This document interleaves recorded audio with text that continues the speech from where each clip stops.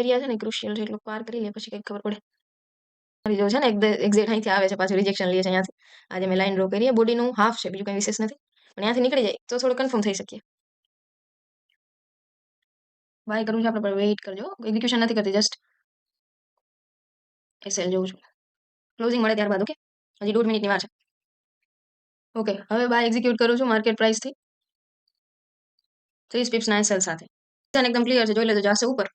conviction છે જ ત્યારે જ મેં લીધું હોય નહીં તો એવી એક્સપેક્ટેશન છે કે આજે રેઝિસ્ટન્સ છે ત્યાંથી થોડું રિટેસ્ટ કરીને બ્રેકઆઉટ વાળું ટ્રેડ આપણું આ જ હોય આને જ હોલ્ડ કરી 45 પિપ્સ ને એ પણ વેલિડ નથી એટલે અહીંથી સ્ટ્રેટ ફોરવર્ડ જવું જ જોઈએ યાર એનું કોઈ હક નથી બનતો એને ડાઉન આવી જવાનો 70 પિપ્સ આપી દીધા છે જો ડન છે બધું સેલિંગ કમ્પ્લીટ થઈ ગયું છે ઉપરની લિક્વિડિટી છે લેવી જ પડે એને સ્ટ્રેટ ફોરવર્ડ એટલે એટલું કન્વિક્શન છે કેમ કે બાય સાઈડ માટે આપણું લોજિક પણ વ્યવસ્થિત છે મોટા ટાઈમ ફ્રેમ પર બુલિશ છે માર્કેટ અને ડે હાઈ બ્રેક કરી દે ડે હાઈની આજુબાજુ છે ઓલમોસ્ટ અહીંયા આ એનું 4th અટેમ્પ છે તો હવે નીકળી જવું જોઈએ ને બાય સાઈડનું લેવલ બરોબર છે પ્લસ સામે એકઈ સેલિંગના જે ઓર્ડર છે જે પેન્ડિંગ ઓર્ડર હોવા જોઈએ એક પણ વેલી નથી બધા ટ્રિગર થઈ ગયેલા છે એકઈ લેવલ વેલી નથી એટલે વધારે કન્વિક્શન છે કે નીકળશે ને તો મજા આવશે 1:3 ડન છે ભાઈ